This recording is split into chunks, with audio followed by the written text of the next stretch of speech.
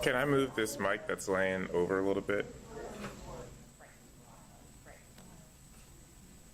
There we go.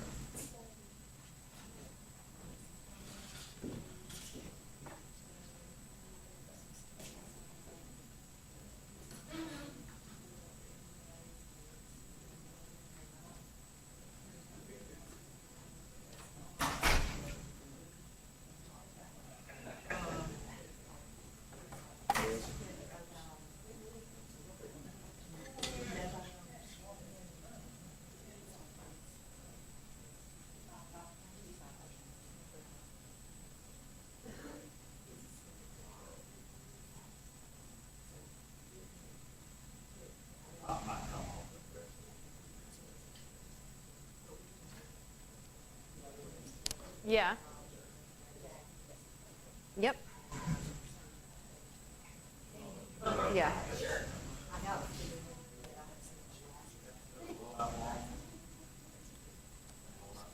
here.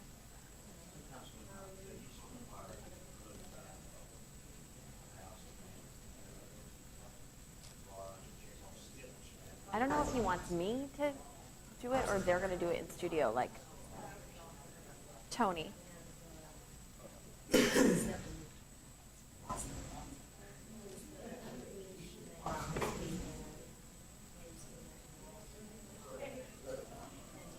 I'm not sure. That's what I want to ask him.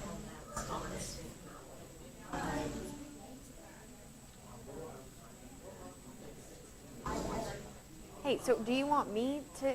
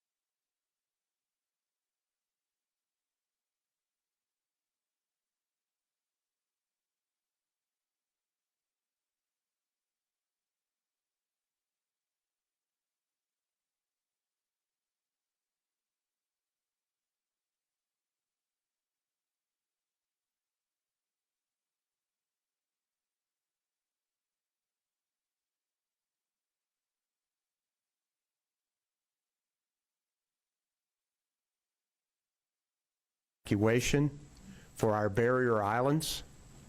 And I'm directing the people of North Carolina to obey local evacuation orders that have already been issued and will be issued along our coast. The waves and the wind this storm may bring is nothing you've ever seen. Even if you've ridden out storms before, this one is different. Don't bet your life on riding out a monster. If you wait until conditions get bad, it may be too late to get out safely, and you also put first responders at risk. Driving on flooded roads can also be deadly. The time to hope Hurricane Florence away is gone. Our coast is under a hurricane watch, and likely it will take the first strike from Florence. Strong, damaging winds and torrential rain will stretch far inland. Rain in some places will be measured in feet, not inches. Wherever you are in North Carolina, get ready for Florence now. Last night, the President granted my request for a federal disaster declaration so that federal funding and resources can come quickly for North Carolina. We want you to make sure that you're ready for extended rain and wind, and we cannot expect this storm to blow over in a matter of hours. In fact, this forecast shows Florence stalling over North Carolina, bringing days and days of rain to some areas. Utilities say expect to lose power for several days, and maybe longer. Know that the storm surge will inundate low-lying areas. Rivers will flood their banks. Preparation is our best defense. And if you haven't already, the time to prepare is now. We're fortunate to have a strong team in place for preparing for this storm. We have Public Safety Secretary Eric Hooks to my right. To my immediate right, we have Emergency Management Director Mike Sprayberry.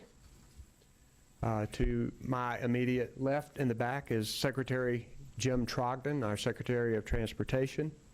We also have Colonel Glenn McNeil, the commander of the North Carolina Highway Patrol. And we have Adjunct General of the North Carolina National Guard, Major General Greg Lusk, who's here with us.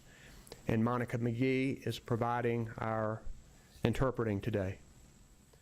North Carolina's outstanding emergency responders are working 24 hours a day to be ready. I'm going to recognize Mike Sprayberry, the Emergency Management Director, to give you some more specific details about what we're doing. Mike? Thank you, Governor. I'll be short. First of all, I just want to say that everyone needs to heed the evacuation orders that have been issued by their local jurisdictions and by the governor. I would say do it today, especially those with medical support needs. Do it today. I would also tell you that the State Emergency Operations Center remains activated at a 24-hour basis. We're here with all of our state emergency response team partners, and that our federal agency, the FEMA agency, is here in full support. They've stood up an incident support base at Fort Bragg with commodities. Urban search and rescue teams are incoming along with swiftwater rescue teams. So we're getting more resources all the time to be prepared beginning tomorrow when we'll have to engage in the response. Finally, I'd just like to say that this storm is going to be unprecedented. It will have an unprecedented effect for the citizens and visitors in North Carolina. Take it seriously. Heed the evacuation orders. Thank you very much. Now I want to recognize the Secretary of the Department of Transportation, Jim Trogdon, to give us a little briefing about what's happening with the department. Secretary Trogdon. Yes, thank you, Governor. North Carolina Department of Transportation is readying our crews across the state We have approximately 2,100 people that will be responding to this storm. Multitudes of equipment, about 1,200 trucks, 1,000 chainsaws, excavators, signs, great sign inventory to make sure we can establish detours where we need to. And we're also doing things like providing support to emergency management for unmanned aerial systems or drones. We have the only unmanned aerial system or drone traffic management capability in the state, so we'll be supporting the Division of Emergency Management with that kind of response. Our ferry crews have been supporting evacuation on all of the barrier islands. They'll continue that through tomorrow morning, and then we'll be mooring all of those vessels for the storm to pass. We're also establishing a hub of support in eastern North Carolina at the Global Trans Park. That will be supporting both state response and federal response with supplies, boat rescue, medical supplies, all of the things that we need, as well as an incident command. Will be supporting that effort there. And that concludes my update. Thank you. We're also grateful to have the members of the North Carolina Highway Patrol. We are counting on them. We've activated National Guard troops, and both Commander McNeil and General Lusk are here to answer questions about that. We want to tell people and remind people to gather your supplies that you need and follow evacuation orders, and make sure you monitor weather forecasts. Remember, if you haven't gathered these already, you need enough supplies for several days, including food, water, flashlights, batteries, needed medication, and pet supplies. North Carolinians are strong, and we are resilient. We will get through this. We've weathered tough hurricanes before, and we will do it again. Any of us is available to answer any questions that you might have. Yes, sir. Governor, it seems like South Carolina has ordered evacuations deeper into the state. Can you speak a little bit to what they're doing versus what we're doing? They're also reversing interstates. I don't believe we're doing that. Why is that? Our system is different from South Carolina.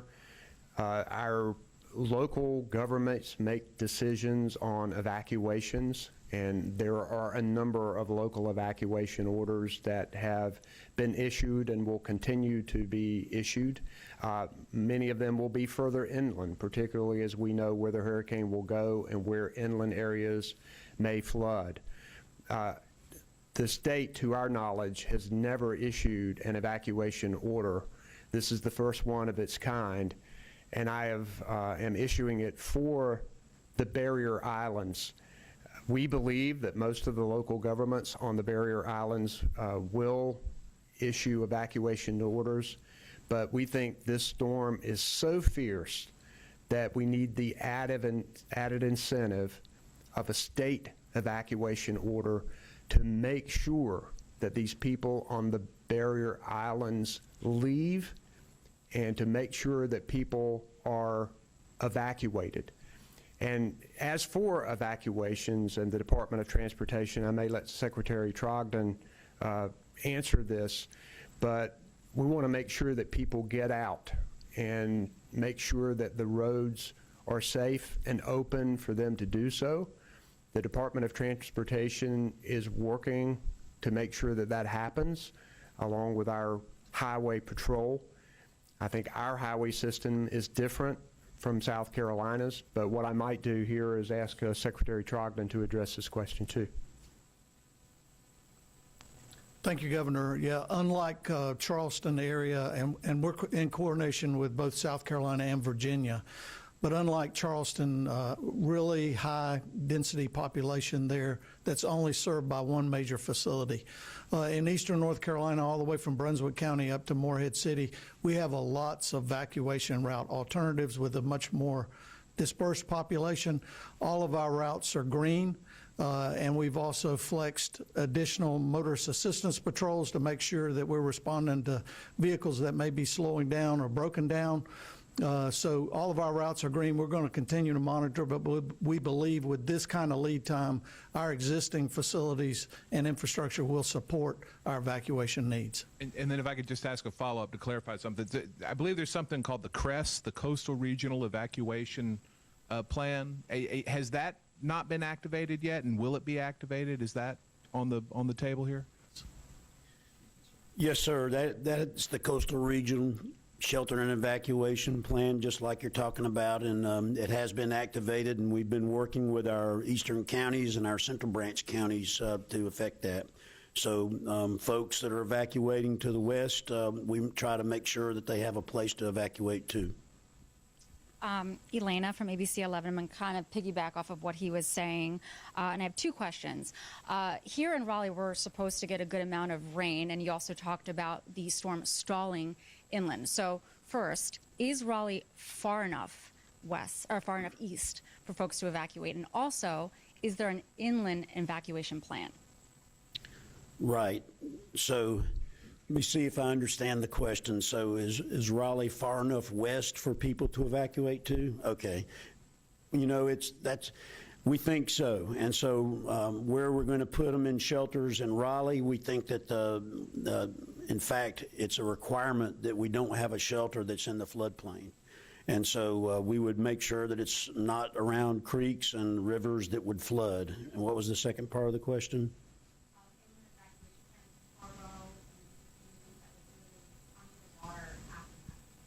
Right. So oftentimes you will find counties like Edgecombe County and where Tarboro is located, they will have their own internal sheltering capacity for riverine flooding. And we do think that the Tar has a high possibility of flooding like most of the rivers in the east.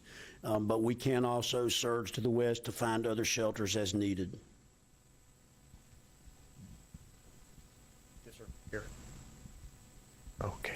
Thank you. Calling quickly with CBS 17. If you can, you know, you've really been asking people to evacuate now. Why is it so important they do that now rather than once the water gets higher, especially the danger of what could be in those floodwaters? Well, first, we know that this storm surge will be significant. So we need people to evacuate now to make sure they have the time to get where they need to be. One thing about North Carolinians is that we're helping each other, and we know that friends and family are accepting people who are coming west. We know some people are going out of state and some people are staying in hotels. But it is important for them to go ahead and get out now. This storm is getting nearer and nearer. We will be experiencing tropical force winds at some point. So people need to get out now. We don't want everybody leaving at once. And we think people are doing a pretty good job of this. But one of the reasons that I issued the evacuation order for the Barrier Islands is to make sure people understand that this is not a storm that you need to try and ride out. It is one of those storms that is historic and maybe once in a lifetime. And I know that we North Carolinians are a hardy bunch, and we've seen nor'easters and we've seen hurricanes before, but this one is different. And we want to make sure that people know that, because they are risking their lives when they stay. They're also risking the lives of first responders, although in many instances on these Barrier Islands, there may be no way to get to them for some period of time. Governor or Mr. Sprayberry, there are a lot of low-lying areas that have dealt with flooding from Floyd, from Matthew, and a lot of those, and some of these communities are low income, might be difficult for people to actually move to higher ground. Are there things in place that are designed to help them, or is it more just the municipalities or the counties just going to have to foot the bill to move these people? One of the things that we've done is more mapping of potential flooding, so that we will be able to work with the local governments to help them be able to predict where flooding will be, so that they can tell people to move from those low-lying areas. And the idea is to have those shelters available to people on higher ground. And no matter what their income, we want people out of places that may be flooding. Mike, if you wanted to. Sir, I think you hit it. Okay. Any other questions people have? Yes, sir. As a follow-up to your statewide mandatory order, could you explain, when you say barrier islands, there's a lot of them out there, could you be more specific? Well, it is specified in the order, but any of the barrier islands that are from the Virginia border all the way down to the South Carolina, all of the barrier islands, yes. All right, we will be back. Let you know when. Oh, I'm sorry? Yeah, sorry. Oh, And what's being done to mitigate that? okay. Mike, I'll let you take that one. The question again, please, ma'am? What's the risk of flooding in the Raleigh area itself, and what's being done to mitigate it? So, as you know, it floods frequently here in Raleigh around places like Crabtree Creek, and so we work with our local partners to map those risks, and I'm quite sure that they'll be putting out information at the local level to ensure that the folks that live in Wake County will be aware of any types of flooding risk. We work with them as well. But the assumption is that things will flood. You know, there's going to be a lot of rain, so I typically don't go on assumptions, but I do try to prepare and plan. And so I would tell everybody that we're looking at a tremendous amount of precipitation. You've seen the weather reports just like me, up to 20 inches or more. I think that would be a fair assumption. Yes, ma'am. Thank you. Get that. Yes, Was sir. there consideration to evacuate New Hanover, Pender, Brunswick County, some of these higher populated areas? Was there discussion about that, and is that something that still could take place? Those were local decisions that have been made traditionally in North Carolina. We worked with them and advised them. Mike, I might want to let you've been talking with them directly. Those decisions have been made, and those evacuations are ongoing.